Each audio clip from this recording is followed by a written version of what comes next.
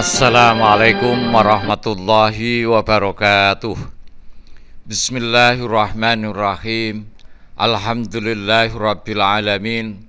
Wassalatu wassalamu ala asyrafil anbiya wal mursalin Sayyidina Maulana Muhammad wa ala alihi wa ashabi ajmain, amma ba'du. Selamat bertemu kembali dengan saya Muhammad Ajib di channel Kampung Ilmu, channelnya orang-orang yang tetap istiqomah mencari ilmu. Pada kesempatan ini saya akan meneruskan pelajaran ilmu shorof yang ke-54. Pelajaran yang ke-54 ini akan membahas tasrif bina nakis sulasi mujarot. Bina itu adalah bentuk kalimat dilihat dari segi huruf fa fi'il, ain fi'il, dan lam fi'ilnya. Bina itu ada berapa? 1 soheh, mudhoaf, mahmuz, misal, ajwaf.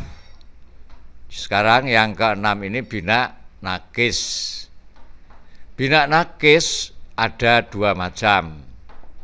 1 bina nakis wawi, 2 bina nakis ya'i. Bina nakis wawi ialah kalimat yang lam fi'ilnya berupa huruf wawu. Contoh ghoza. Ghoza ini bina nakis. Bina nakis tadi apa? Kalimat yang lam fi'ilnya berupa huruf wawu. Lah ini kok alif. Nah, alif ini adalah pergantian dari wawu. Asalnya adalah ghozawa, wazannya fa'ala. Kemudian ada kaidah, apabila ada wawu atau ya berharokat jatuh setelahnya fathah, maka harus diganti dengan alif. Nah ini ghozawa, wawu berharokat jatuh setelahnya fathah, maka diganti alif, jadilah ghoza. Yang kedua bina nakis ya'i.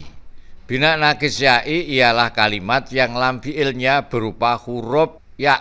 Bina nakis ya'i ialah kalimat yang lam fi'ilnya berupa huruf ya. Contoh saro. Saro ini asalnya adalah saroya, wazannya fa'ala. Ya berharokat jatuh setelahnya fathah, maka harus diganti dengan alif, maka jadi saro. Karena pergantian dari ya ditulis alif bengkong seperti ini. Kalau ghoza itu pergantian dari wawu alifnya, maka wawu alifnya menjadi tegak. Kalau yang pergantian dari ya alifnya bengkong. Ya ini bina nakis ada 2, nakis wawi, nakis ya'i. Nakis wawi ialah kalimat yang lam fi'ilnya berupa wawu, wawi seperti ini, ghozawa, kemudian menjadi ghoza. Bina nakis ya'i ialah kalimat yang lam fi'ilnya berupa huruf ya. Jadi setiap kalimat itu harus kamu ketahui apa fa fi'ilnya, apa ain fi'ilnya, apa lam fi'ilnya. Mana huruf yang ditambahkan, mana huruf yang diganti, dan lain sebagainya. Nah sekarang cara mentasrif bina nakis itu bagaimana? Caranya samakan polanya dengan ghoza. Ghoza, yaghzu, ghozwan, maghzan, ghozin, maghzuwun, uhzu, la taghzu, maghzan, mihzan. Jadi kalau kamu menjumpai kalimat yang berbina nakis wawi, maka cara mentasrifnya diikutkan kepada ghoza. Contoh misalnya ini ada kata naja. Naja ini aslinya ya najawa. Wawu jatuh setelahnya fathah, wawu itu berharokat, maka diganti alif menjadi naja. Kalau ditasrif samakan polanya dengan ghoza, hanya beda hurufnya. Kalau ghoza itu ghin, za, wawu. Kalau ini nun, jim, wawu. Tapi harokatnya itu nanti sama, huruf yang ditambahkan juga sama. naja, yanju, najwan, manjan, najin, manjuwun, unju, latanju, manjan, manjan, minjan. Jadi misalnya ada lafal da'a, yat'u, da'wan, mat'an, da'in, mat'uwun, ut'u, latat'u, mat'an, mit'an. Bina nakis wawi ini tasrifnya polanya satu seperti goza, yang kedua seperti rodhiya. Rodhiya, yardo, ridhon atau ridwanan, marzotan, radin, mardiyun, irdo, latardo, mardon. Atau seperti pola fa'ula yaf'ulu, sarwa ini. Sarwa, yasru, suruwatan, masron, sariyun, masruwun, usru, latasru, masron. Tapi kebanyakan bina nakis ini diikutkan pada goza. Bina nakis kebanyakan itu polanya disamakan dengan goza. Jadi cara mentasrif bina nakis itu ada 3 pilihan ini. Bisa seperti goza atau rodhiya atau sarwa. Tapi kebanyakan goza. Nah ini kenapa kok tidak ada wawunya rodhiya? Rodhiya ini aslinya adalah rodhiwa. Ya, nanti saya jelaskan di dalam iqlal. Sekarang cara mentasrif bina nakis ya isulasi mujarrad itu bisa kamu samakan dengan lafadz saro. Ini saro, yasri, siroyatan. Bisa juga kamu beri masdar ghairu mimnya saryan. Tapi yang sering berlaku adalah siroyatan. Masron, sim fa'ilnya sarin, sim maf'ulnya masriyun. Isri, latasri, masron. Misalnya ada kata Roma, ini Roma, yarmi, rimayatan, marman, romin, marmiyun, irmi, latarmi, marman, mirman.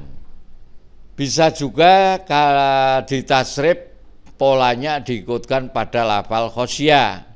Khosyah, yakhsha, khosyatan, makhsyatan atau maksyan, begitu saja juga enggak apa. Khosin, maksiyun, ihsya, la tahsya, maksan. Kalau diikutkan khosyah berarti tidak ada isim alatnya karena wazannya fa'ila yaf'alu, bab 4 ya. Inilah pola tasrif bina nakis sulasi mujarrad.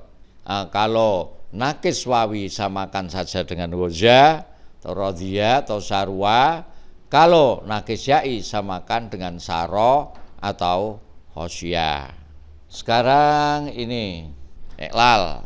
Iqlal itu menguraikan alasan mengapa satu kalimat itu berbeda dengan kalimat aslinya.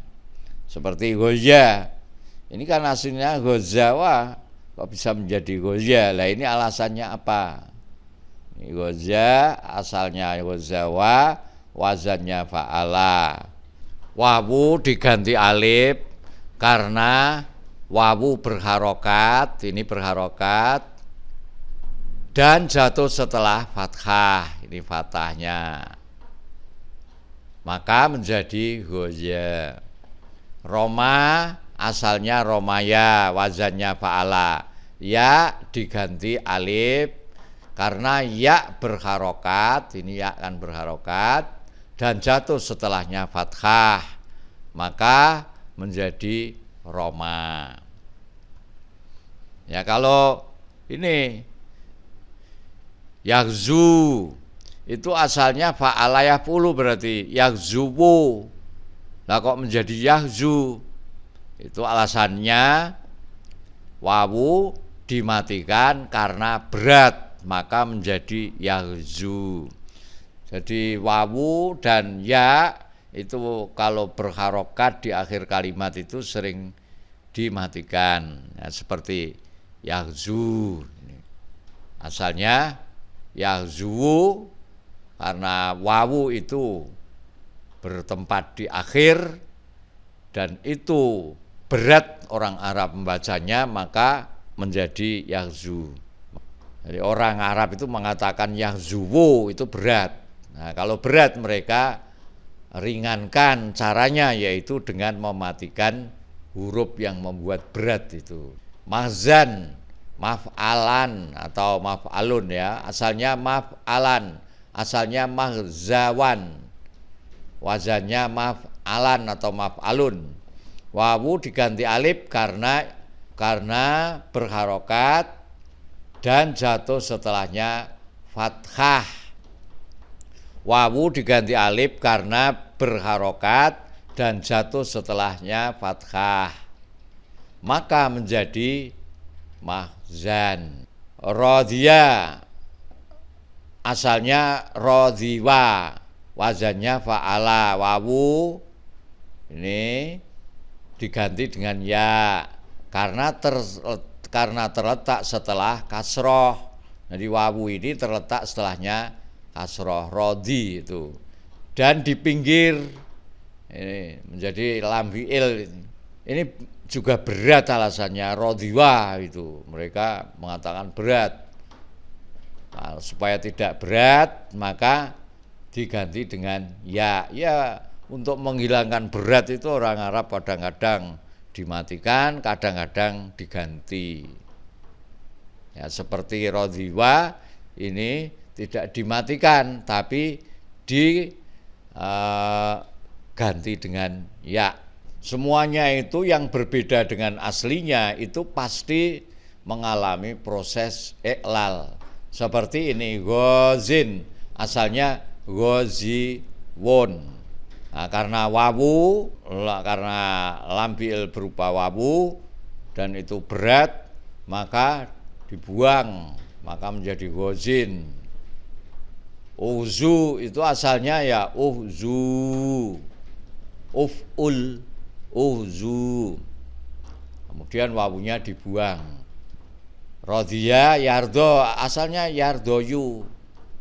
Ini karena ada ya jatuh setelahnya fathah, maka harus diganti dengan alif, maka menjadi yardo.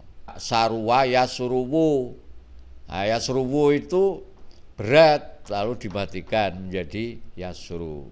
Jadi saya ulangi, kalau kamu menjumpai kalimat berbina nakis, maka cara mentasrifnya itu ada beberapa pola. Pertama, kalau nakis wawi samakan saja dengan waza atau rodhiya atau sarwa, tapi saya sarankan samakan saja dengan waza. Kalau nakisnya nakis ya'i, kesilakan kamu samakan pola tasrifnya itu dengan saro atau khosya. Kok enggak 6 Pak? Misalnya kalau ada yang bertanya seperti itu, yang bisa ditasrif dengan 6 pola itu hanya bina sohih. Kalau selain sohih itu tidak ada yang sampai 6 polanya. Saya kira sampai di sini dulu, sampai ketemu lagi insyaallah. Assalamualaikum warahmatullahi wabarakatuh. Muhammad Ajib.